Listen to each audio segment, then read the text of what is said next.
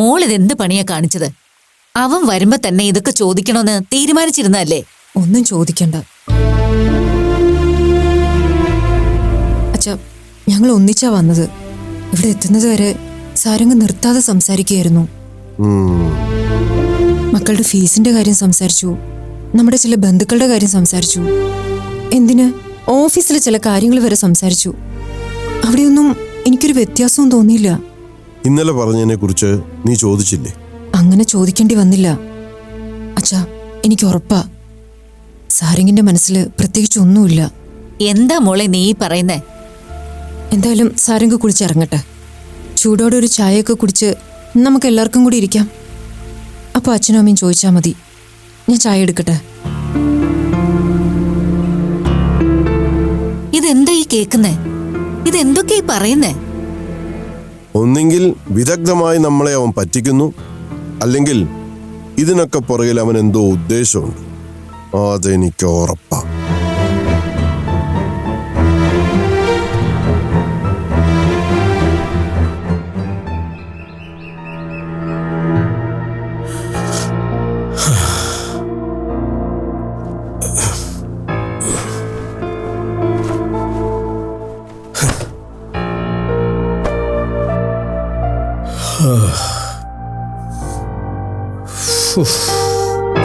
എന്താ ഒരു വല്ലായ്മ പോലെ?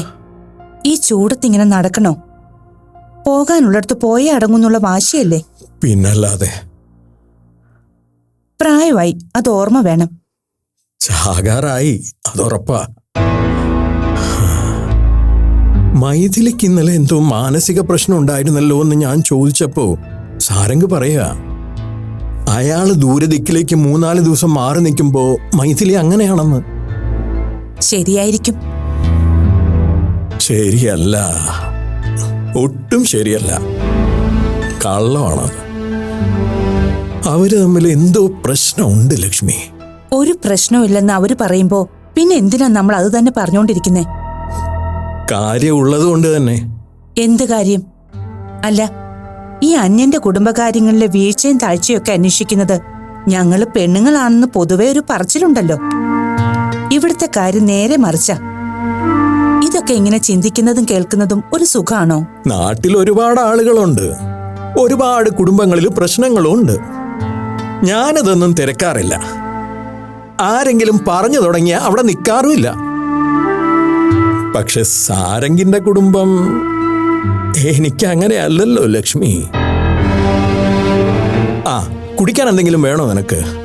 ഇവിടെ എടുത്തു വെച്ച് തന്ന ജ്യൂസ് ഞാൻ കുടിച്ചു. ഇനിയിപ്പോ ഒന്നും വേണ്ട. ഒരു കട്ടൻ ചായ ആയാലോ? എനിക്ക് വേണം, അതുകൊണ്ടാ.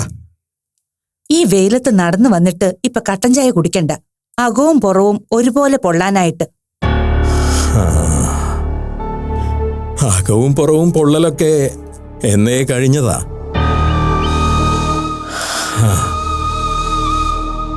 ഒരു കട്ടൻ ചായക്കും പുരുവേലിനൊന്നും എന്നെ തൊടാൻ പറ്റില്ല ലക്ഷ്മി.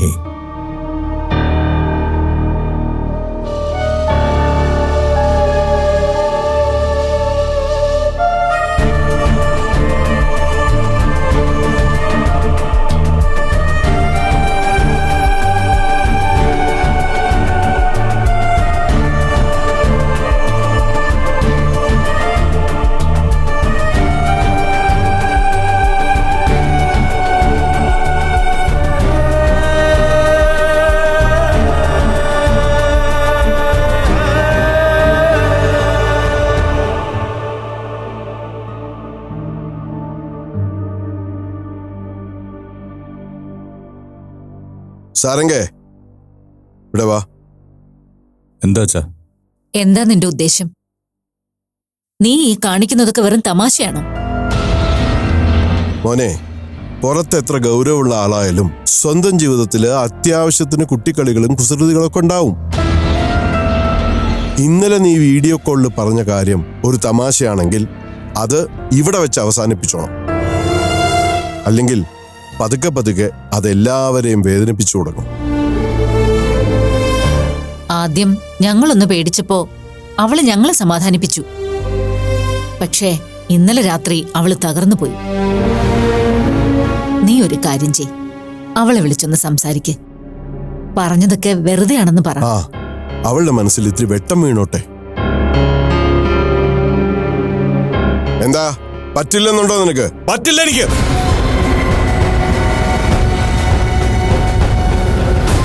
ഞാനിത് പറഞ്ഞത് സീരിയസ് ആയിട്ടാ. മൈഥിലിയോടൊപ്പം ഒരു കുടുംബജീവിതം എന്നെ കൊണ്ടിന് പറ്റില്ല.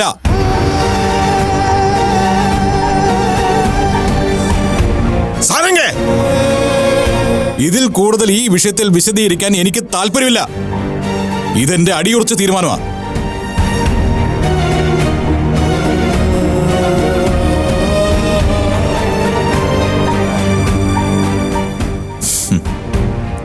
താങ്ക്സ്.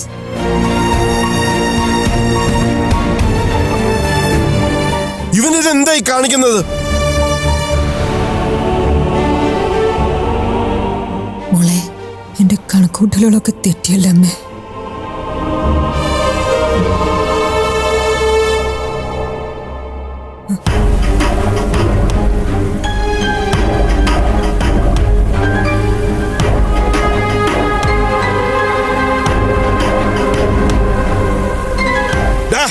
എന്താ നിന്റെ മനസ്സ്?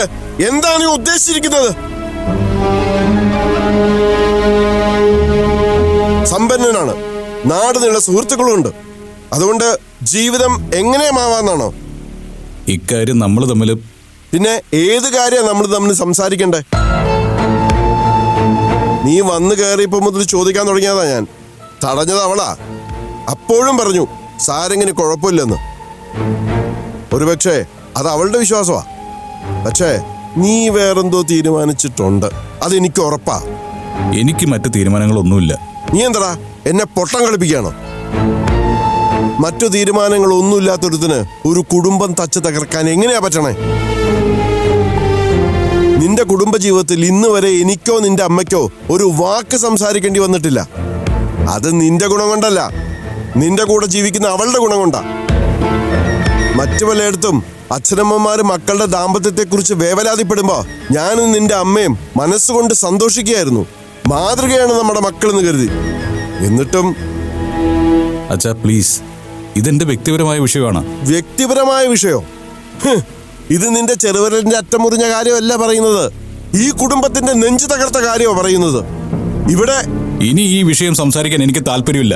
എന്ന് പറഞ്ഞ എന്റെ ദാമ്പത്യ വിഷയത്തിൽ മറ്റാരും ഇടപെടുന്നത് എനിക്ക് ഇഷ്ടമല്ല. അത് എത്ര ശക്തമായ ബന്ധമായിരുന്നാലും ഇറ്റ്സ് മൈ ഡിസിഷൻ.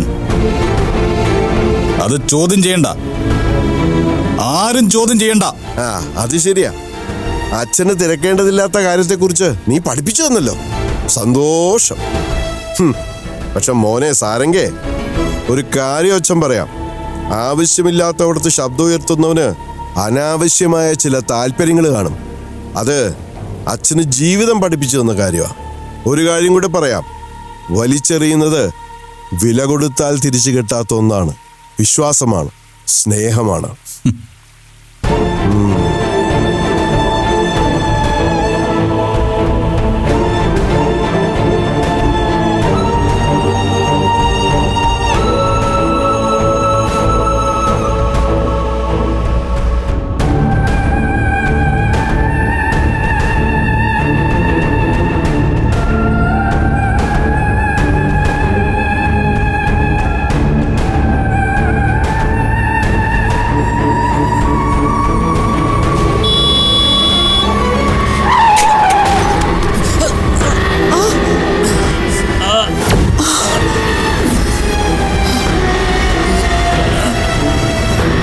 എന്തുപറ്റി?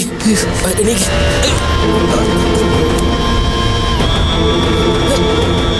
എവിടെ നോക്കിയാ വണ്ടി ഓടിക്കുന്നത്? എന്ത് സ്പീഡാ ഇത്?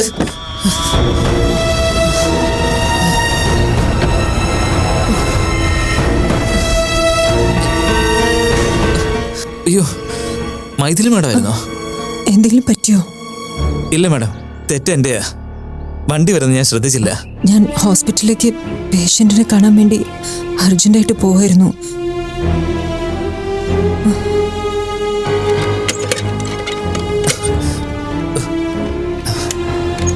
വെള്ളം വേണം മാഡം? ആ,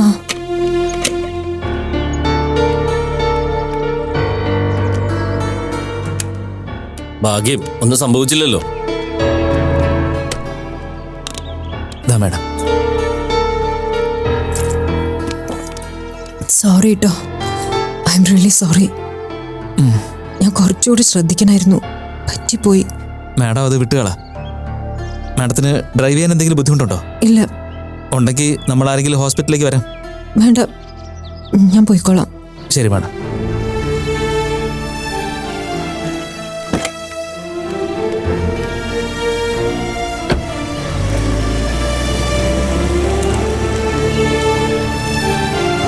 ഡോക്ടർ ആകെ പേടിച്ചു അല്ലേ? പിന്നല്ലാതെ അവര് ചവിട്ടാൻ ഒരു സെക്കൻഡ് വൈകിയിരുന്നെങ്കിലേ നിങ്ങൾ തവിട് പൊടിയായേനെ. എയർപോർട്ടിൽ നിന്ന് നേരെ ഇങ്ങോട്ട് വരാൻ സാരംഗിന് എന്തായിരുന്നു ഇത്ര എമർജൻസി? ഞാൻ പറഞ്ഞില്ലേ രഞ്ജിത്ത്, എന്നോട് രഞ്ജിത്തിന്റെ ജോലിക്കാര്യമാണ് സംസാരിച്ചത്.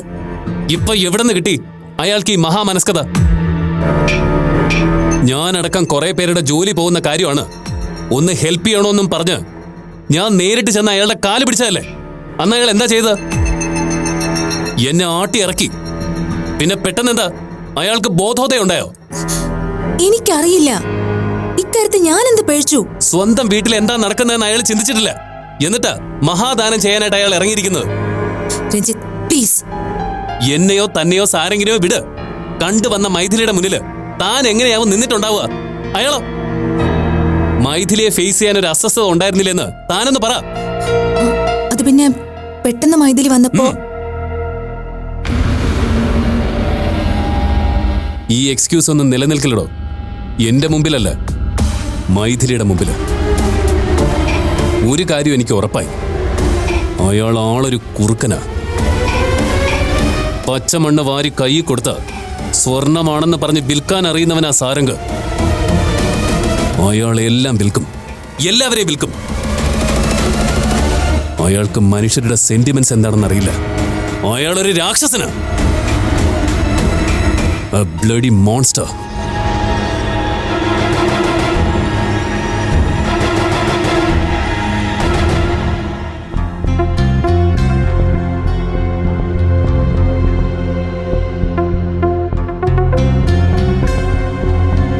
ആരും ഇതുവരെ ഒന്ന് വിളിച്ചില്ലല്ലോ.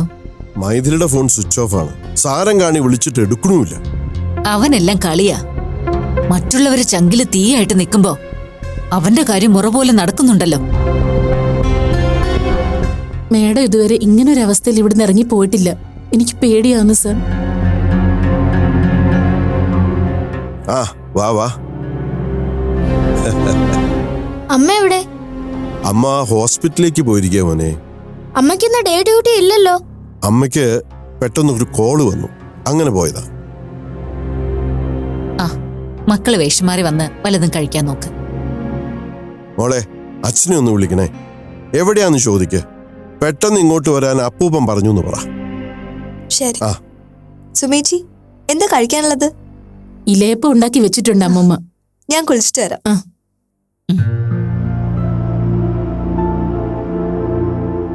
അപ്പൂപ്പ, അമ്മ കരയായിരുന്നോ? ഏയ് ഇല്ല മോനെ. കള്ളം. അമ്മയ്ക്ക് നല്ല സങ്കടമുണ്ട്. അമ്മ കരഞ്ഞിട്ടുണ്ടാവും. നോക്ക്, ഇപ്പൊ നമ്മുടെ വീട്ടില് ചെറിയൊരു പ്രശ്നമുണ്ട്. നമുക്കാർക്കും കാരണം എന്താന്നറിയാത്ത ചെറിയൊരു പ്രശ്നം. അത് അച്ഛനും അമ്മയും തന്നെ മിണ്ടിയും പറഞ്ഞും പരിഹരിച്ചോളും. മോൻ വിഷമിക്കണ്ട, നോക്കിക്കോ. അച്ഛനും അമ്മയും കൂടെ ഒരുമിച്ചായിരിക്കും തിരിച്ചു വരിക, എല്ലാ പ്രശ്നങ്ങളും തീർത്തിട്ട്. അച്ഛന്റെ വഴക്ക് തീരുമല്ലോ അല്ലേ? തീരും.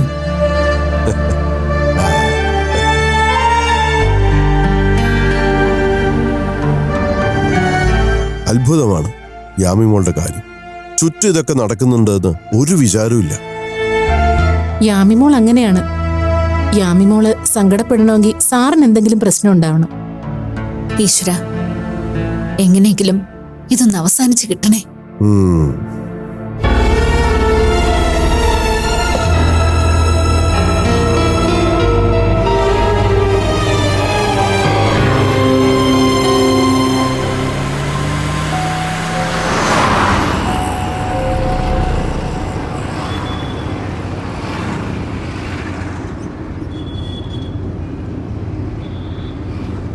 Hello, JK hospital. Doctor Maithili ഉണ്ടോ?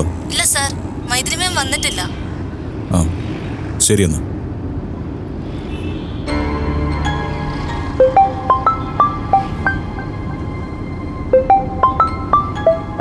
ഹലോ കൃഷ്ണദാസ്. സാരംഗ്, താനിപ്പോ എവിടെ ഉണ്ട്? ഞാനിപ്പോൾ വീട്ടിൽ നിന്ന് ജസ്റ്റ് ഇറങ്ങിയെന്നേ ഉള്ളൂ. എന്താടോ? ഏയ്, പ്രത്യേകിച്ചൊന്നുമില്ല. എടോ, KL01CW 2960 തന്റെ വീട്ടിലെ വണ്ടിയല്ലേ? അതെ. ഞാൻ കുറച്ചു മുമ്പ് ബീച്ച് വഴി പോയപ്പോ വണ്ടി അവിടെ കിടക്കുന്നുണ്ടോ? താൻ അവിടെ എങ്ങനെ ഉണ്ടായിരുന്നോന്ന് അറിയാൻ വേണ്ടി വിളിച്ചതാ. താൻ വണ്ടി കണ്ടെന്ന് ഉറപ്പാണോ? പിന്നെ അല്ലെങ്കിൽ ഞാൻ ഇത്ര കൃത്യമായിട്ട് ചോദിക്കൂ. എങ്കിൽ മൈഥിലി എങ്ങോട്ടെങ്കിലും പോയതായിരിക്കും. പക്ഷെ ബീച്ചിൽ എനിവേ കൃഷ്ണദാസ്, ഞാൻ അങ്ങോട്ട് വിളിച്ചോളാം.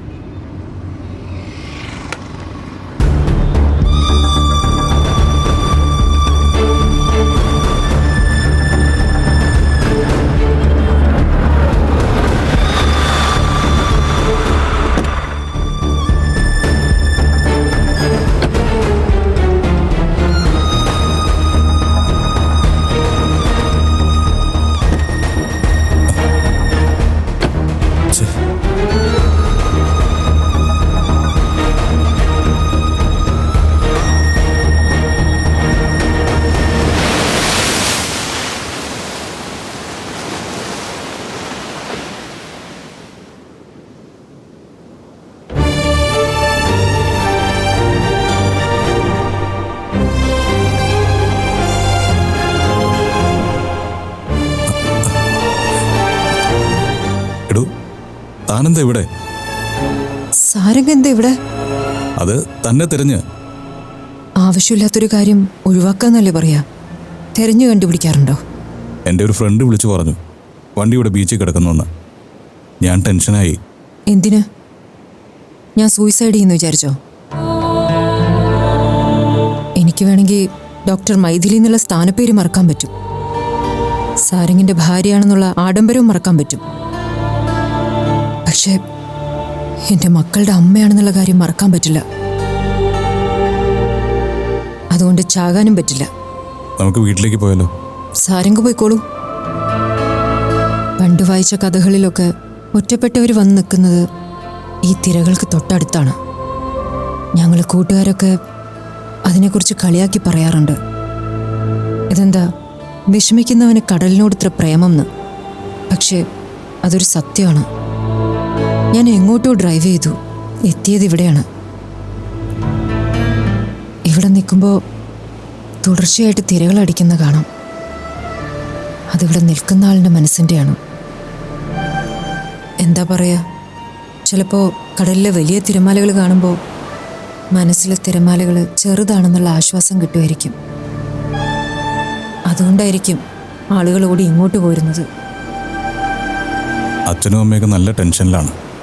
തന്നെ കാണാതിരുന്ന അവർ പരിഭ്രമിക്കും. കണ്ടു എന്ന് പറഞ്ഞോളൂ, അപ്പൊ പരിഭ്രമം മാറില്ലേ? സാരംഗിന്റെ തീരുമാനം ഷാർപ്നെസ്സിൽ നിന്ന് കൂടുതൽ ഷാർപ്നെസ്സിലേക്ക് മാറുകയാണ്. എന്തായിരിക്കും എൻ്റെ അവസ്ഥയെന്ന് ചിന്തിച്ചു നോക്കിയിട്ടുണ്ടോ? എന്താണ് സാരംഗ് ഇങ്ങനെ ഒരു തീരുമാനം എടുത്തത്? എന്താണ് എന്നിൽ കണ്ട അയോഗ്യത? എന്താ ഞാൻ ചെയ്ത തെറ്റ്? ഒരു 2 വരിയിലായി അതെനിക്ക് പറഞ്ഞു മനസ്സിലാക്കി തന്നിട്ട് സാരംഗിന്റെ തീരുമാനത്തിൽ ഉറച്ചു നിന്നോളൂ. പക്ഷെ ഇത് ഹൊറിബിൾ ആണ്, റിയലി ഹൊറിബിൾ. നമ്മൾ തമ്മിൽ ഇങ്ങനെ ഒരു സംസാരം ഉണ്ടാവുന്ന ഞാൻ ഒരിക്കലും കരുതിയിട്ടില്ല. ബട്ട് അത് സംഭവിച്ചു. ഇതിന്റെ കാര്യം എന്താണെന്ന് എനിക്ക് തന്നോട് പറയാൻ പറ്റില്ല. എന്തുകൊണ്ട്? അതെന്റെ ചാബല്യമായി കൂട്ടിക്കൊള്ളൂ. ഓക്കെ, ഞാനിതുവരെ എൻ്റെ ദാമ്പത്യത്തെക്കുറിച്ച് വേറെ ആരോടും സംസാരിച്ചിട്ടില്ല. ഞാനെല്ലാം ഷെയർ ചെയ്തത് സാരംഗിനോട് മാത്രമാണ്. അച്ഛൻ, അമ്മ, അവരെയൊക്കെ മാറ്റി നിർത്താം. അവരോട് സാരംഗ് പറഞ്ഞതും ഞാൻ മറക്കാം. ദാ ഇവിടെ നിൽക്കുന്നു, എൻ്റെ മുന്നിലുണ്ട്. എൻ്റെ കണ്ണിൽ നോക്കി, എൻ്റെ മുഖത്ത് നോക്കി. എന്നെ വേണ്ടാന്ന് സാരംഗിനൊന്ന് പറയാൻ പറ്റുമോ? സാരംഗിനോട് ഇഷ്ടമാണെന്ന് പറഞ്ഞത് അങ്ങനെയാണ്. സ്വന്തമാക്കി കഴിഞ്ഞാൽ ഓരോ വർഷം കഴിയും തോറും ഇഷ്ടം കൂടിക്കൂടി വരുമെന്ന് പറഞ്ഞതും അങ്ങനെ തന്നെയാണ്. നമ്മുടെ കഴിഞ്ഞ വിവാഹ വാർഷികത്തിൽ പോലും സാരംഗ് എന്നോടത് പറഞ്ഞു.